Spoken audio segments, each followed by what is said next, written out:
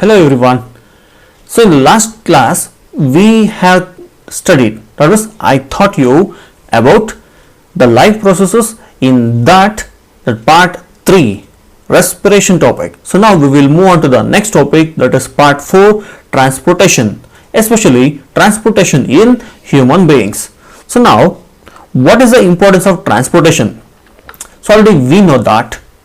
So transportation, it is very important to carry the things, that means that respiratory gases and then nutrients and then to carry the waste materials throughout our body. But how does this transport takes place in our body? So ನಮ್ಮ ಬಾಡಿನಲ್ಲಿ ಈ transport ಹೇಗಾಗುತ್ತೆ? So how the transportation takes place in human body? So we know that in our body we have a tissue that is called connective tissue, especially it is known as fluid connective tissue, that is blood. So our body transport system has a component that is blood. So this blood, it is an example for fluid connective tissue. So why it is called as fluid connective tissue? As you all know that the matrix, why? That is because of the matrix of the blood, it is in which condition? This is in liquid condition. So can you name that matrix? That matrix is called as plasma. What is the name? Plasma. So this plasma, it forms the matrix, and then in the plasma we can see the components of the blood. Now can you name the different components of blood? Yes, the components of blood are RBC, WBC, and then it has platelet. Now we will study all this one by one later. So what is the expansion form of RBC? Red blood corpuscle, WBC, white blood corpuscle, and platelets. So then along with this RBC, the color is red. So why it looks red? Because the RBC, it has a pigment called as hemoglobin. It has a pigment called as hemoglobin. So due to the presence of the hemoglobin, and since the hemoglobin contains a metal called as iron, so due to the presence of this iron in the hemoglobin, that RBC, it looks in which color? That is in red color. So this RBC, that is hemoglobin, it is responsible for the transportation of oxygen. And we know WBC, it helps in defense system of our body, and the platelet, it helps in clotting of the blood. So we have the blood as a connective tissue, that is fluid connective tissue, and it transports waste materials throughout the body. And then what else it will do? It carries respiratory gases, and also it carries nutrients. Carry ಮಾಡ್ತಿದಲ್ಲ? Yes, it is carrying nutrient. Then if it is flowing in our body, someone has to pump this blood. Now who will pump the blood in our body? Yes, that is heart. So heart, it is a system which pumps the blood. Then whenever the heart pumps the blood, so this blood has to reach throughout our body. Then to carry this blood, we have a network of capillaries, so they are called as vessels, that is blood vessels. And then if the blood, when it is passing through this vessel, sometimes they may rupture due to some injuries. So whenever there is a rupture in these vessels, it causes loss of the blood, that means bleeding. So when the blood bleeds, it decreases the efficiency of the heart also. Then there must be a system to correct these conditions, so that is platelet. So this platelet, it avoids the breaking of the vessels, that is by clotting the blood. So now we will study about these things, that is our heart as a pumping system, and vessels which carries the blood, and the platelet which helps in clotting of the blood. Now, how does the heart looks like? See, this is our heart. So what is the function of heart? So heart, it pumps the blood. You know, where does the heart is situated? The heart is situated in the left side, right? No, it is situated in between the lungs. Here in this part we can see the heart, and heart is an muscular organ. Which type of muscle? It contains cardiac muscle. So you have studied in your previous class. So you know the property of the cardiac muscle also. What is the property? So cardiac muscles are well known for their rhythmic contraction and relaxation. And then we know the size of the heart. The size of the heart is our fist. So this is our fist. So the size of the heart is our left hand fist. Now, how many chambers it has? So this heart has 4 chambers. As you can see here, it has 2 atrium, that is left atrium and right atrium, and then below it has left ventricle and right ventricle. So these chambers are separated by a dividing wall. It is called as septum, and then it is connected with the veins and arteries. Now, how does our heart pumps the blood? What is the mechanism of pumping blood? So we will discuss now. As you all know, in the respiratory system, that is in our lungs, exchanging of the gases takes place. That is, in the alveoli, carbon dioxide is released into the alveoli, and from the alveoli the gas, that is oxygen, is taken into the blood. Where? In lungs. So in lungs, oxygen is absorbed by which pigment? Hemoglobin. So this hemoglobin, it gains the oxygen and it becomes oxygenated blood. I will repeat again. When the blood, that is hemoglobin, it receives the oxygen from the alveoli, it becomes oxygenated blood. See what we can say here?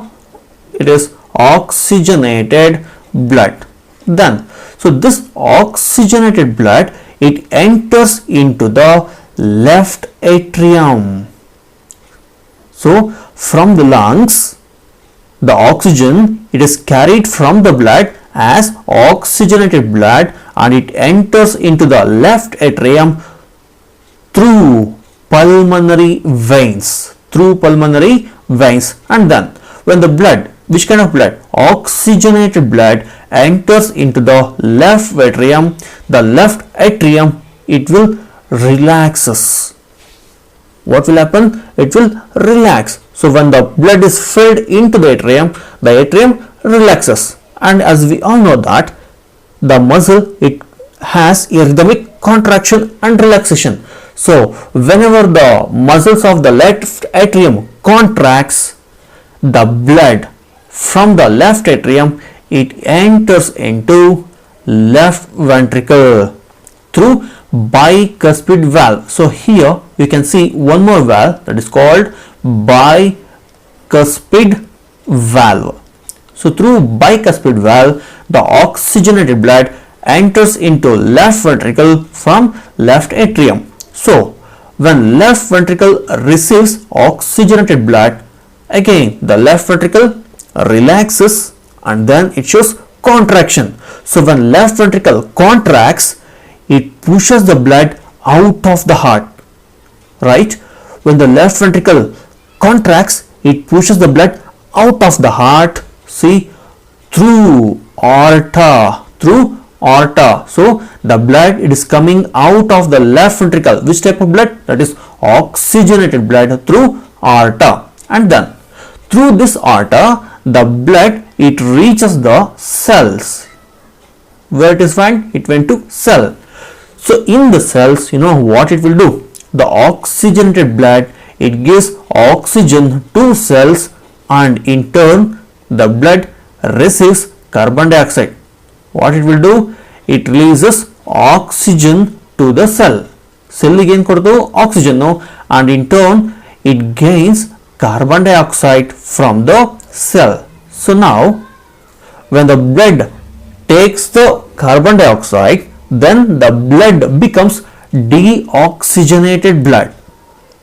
What it will become? It will become deoxygenated blood.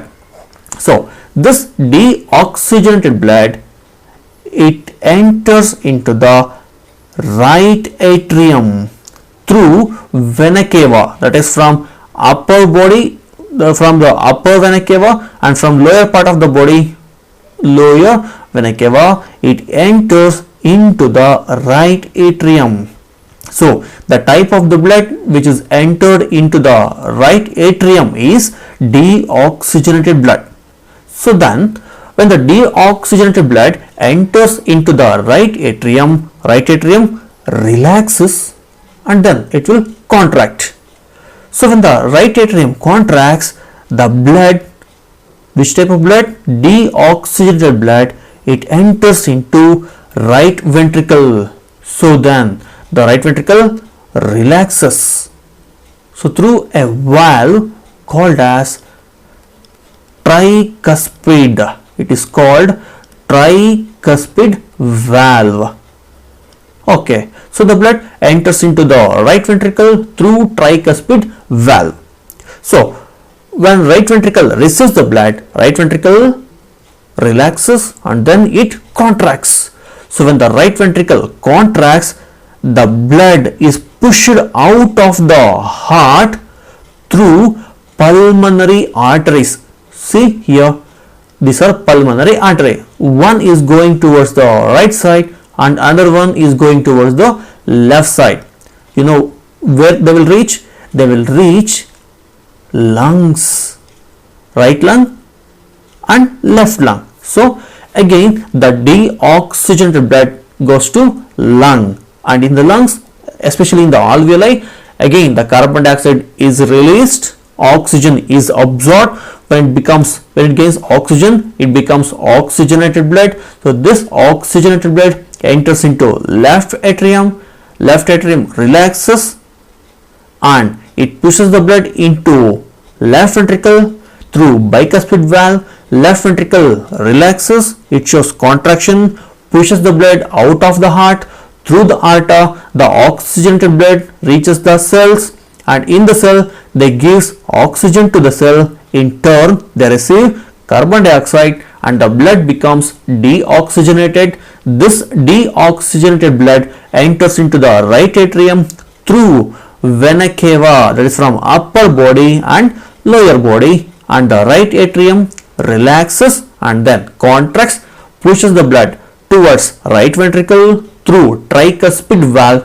Then right ventricle relaxes and then contracts, pushes the blood out of the heart through pulmonary arteries. So these pulmonary arteries reaches each lung where exchanging of the gases takes place, and then this cycle repeats till we are alive. So this is the mechanism of pumping of blood in whose body? It is in human body. Now one more thing here. During completion of this cycle, the blood enters into the heart twice. How many times? Twice. So to complete one cycle, the blood has entered into the heart twice. And here we have to recall some more points. See the walls, thickness of the wall. The atrium walls are very thin compared to ventricles. Why? Because ventricles has to push the blood with high pressure, so they should not rupture. For that reason they have a thick muscular walls, that is ventricle, than atrium.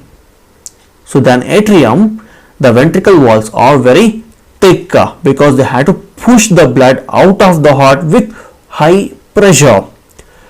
And then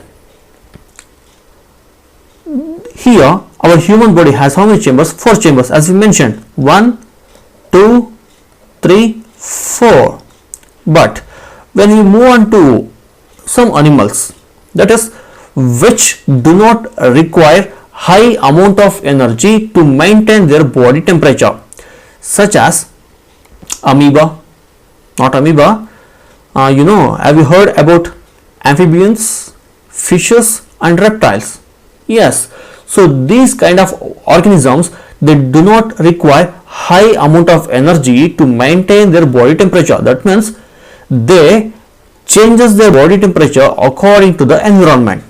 So for that reason, there is no differentiation of the oxygenated and deoxygenated blood. It is no need. And especially that amphibians and the third one, reptiles, they can tolerate the mixing of the blood.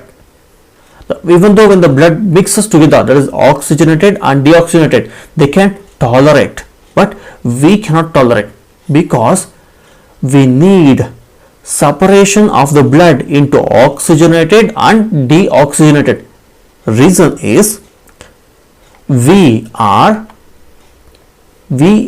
and also birds, that means mammals and birds, we are warm blooded animals, and to maintain our body we need high amount of energy, and to increase that efficiency of the blood we have separation into right part and left part. But when it comes to that amphibians and reptile, they do not need high amount of energy to maintain their body temperature, so they can tolerate the mixing of the blood. So for example, sometimes if you look at this diagram, septum, sometimes some person, if they occur with septal hole, they cannot do any work. That means they can't do that physical works. They will get dizziness. That is because of mixing of the oxygenated and deoxygenated blood. Clear? And then when it comes to fishes, so fishes, how many chambers they have? Fishes have only 2 chambers, 1 atrium, 1 ventricle. But amphibians, 3 chambers, reptiles, 3 chambers. That means 2 atrium, 1 ventricle. In case of fishes, 1 atrium, 1 ventricle. So only 2 chambers. How it will transport the blood? That fishes, it takes in oxygenated blood from the gills, and then it directly passes that oxygenated blood towards the cell, and from the cell the fish, it gains deoxygenated blood, and that fish heart, it pumps only deoxygenated blood. So this is about transportation in human beings and also in case of fishes, reptiles and amphibians. Now if you look at this diagram, see, we can find the double circulation. This is human heart. What we can see here, we can see double circulation. I said, what do you mean by double circulation? To complete one cycle, the blood reaches the heart twice. For example, if it is a heart, so to this heart, the oxygenated blood, it comes from lungs. See, first time the blood, it enters into the heart from the lungs, then left atrium to left ventricle to cells, again cells to heart, from heart to lungs. See, lungs, heart, cells, heart, lungs. How many times? Twice. So the blood entered into the heart twice to complete one cycle. So these kind of circulations are called as double circulation. What we'll call it as double circulation. And then, so this is about our heart, and the next part is vessel, blood vessels. So how many types of blood vessels we have? So we have 3 types of blood vessel. One is artery, second one is veins, third one is capillaries. See here, So artery. What is the function of artery? As you can see here in this picture, I will show you that one. See here, for example, aorta or pulmonary arteries. What is the function of arteries or aorta? So this arteries, it carries the blood away from the heart. See, wherever we are mentioned aorta or artery, the blood is going out of the heart. So what is the function of artery? So arteries, they carries the blood away from the heart. And then the second type is veins. Now what is the function of veins? See, wherever you can see the veins, the blood is entering into the heart. That means veins carries the blood into the heart. I will repeat again, veins carries the blood into the heart. So now we have studied about two types of blood vessel. One is artery and the second one is veins. And then what is the third one? That is capillary. Can you see here? No. The capillary is here. So when the artery, they reaches the cells, where when the arteries reaches the cell, they becomes very small. That is one cell thickness. One cell thickness. That means that big artery becomes very small. So these small vessels are called as capillaries. So these capillaries, they acts as changing channel between the artery and the cell. And then after gaining the carbon dioxide and exchanging with the oxygen, the capillaries again they join together and they joins with veins. So these veins, they carries the blood into the heart. So function I will say again, artery carries the blood away from the heart, veins carries the blood into the heart, whereas capillary helps in exchanging of the materials with the cell. Clear? So these are the functions of blood vessels. And then, you know, in these blood vessels we can find pressure. Sometimes you may have heard about blood pressure. So what do you mean by blood pressure? For example, consider this as an artery. So always we will measure our BP, commonly we will say it as BP, that is blood pressure. So what is blood pressure? See, if it is an artery, you know why we will measure the BP in only artery? Reason is because when the blood is pushed by the ventricles, so these ventricles pushes the blood out of the heart with high pressure through aorta or arteries. So the blood which is flowing in the artery is under high pressure. For that reason we will measure the BP, that is blood pressure only in artery. So when the blood flows through this artery, so this blood exert pressure on the walls. I will repeat again, when the blood is flowing in the artery, these blood cells, they exert pressure on the walls of the artery. So this is called as blood pressure. And then, you know, we have two types of blood pressure. One is systolic blood pressure. First one is systolic blood pressure. So what do you mean by systolic blood pressure? See, so a pressure in the artery, due to ventricular contraction. That means when the ventricles contracts, they pushes the blood out of the heart through the artery with high pressure. So that pressure is systolic pressure. So the value of the systolic pressure is 120 mm of Hg. Clear? Next one is diastolic pressure. Now what do you mean by diastolic pressure? So diastolic pressure meaning the pressure in the artery due to ventricular relaxation. That means when the ventricle receives the blood, the ventricles relaxes. So when the ventricle relaxes, you know, they will not pump the blood out. During the relaxation, they will not pump the blood out. So the pressure is somewhat less. So that pressure is called as diastolic pressure and its value is 80 mm of Hg. So together, you know, normal value is 120 bar 80 mm of Hg. So this is the normal blood pressure of a normal human. And then how do we measure this blood pressure? How? That is with the help of a device called as sphygmomanometer. So sphygmomanometer is the device which is used to measure our blood pressure. So what is the normal value? It is 120/80 mm of Hg. So this is one kind of transport system. So apart from this, we have one more system, that is lymphatic system. So this lymph is also another kind of transport system which is present in our body. As you can see in this picture, see, when the blood that comes out of the heart through aorta, so some of the plasma with some proteins, they drains into the intercellular matrix.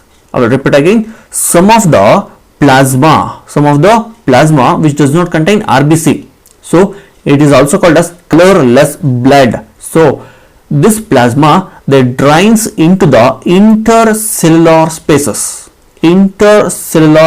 as you can see here, they drains into intercellular spaces, and these plasma which is devoid of RBC along with some proteins, you know what they will do? So they carries the digested fats, and some extracellular matrix, and then they drains into another system. That is vessels. They together forms a vessel called as lymphatic vessel. I will repeat again. What is lymph? So lymph is the colorless blood. Why? Because some of the plasma, some proteins devoid of RBC, they drains into intercellular spaces. Now what do you mean by intercellular spaces? That means the space which is present between the cell. So they drains into this intercellular space, and in the intercellular spaces they receive the digested fats, and along with that they also gains some extracellular matrix, and then they carry this extracellular fluids or matrix and then the digested fat back into the vessel. They forms a separate vessels. So these separate vessels are called as lymphatic vessel. So through these lymphatic vessels again they reaches our blood system, that is blood vessel. So this is the function of lymph, and this lymph also acts as transport system in human body. So I think you have understood about transportation in human, especially in brief, right? So if you understand this topic, you know, at the end we have some question, that is, what is double circulation, mention the function of blood, what is blood pressure, mention normal value of human blood pressure, differentiate between arteries and veins, write the functions of lymph. So you can solve these questions, and then in the next part we will study about transportation in plants. And if you like this video, so please subscribe to my channel and press the bell icon and forward this video as much as you can to reach many students and try to help them. Thank you.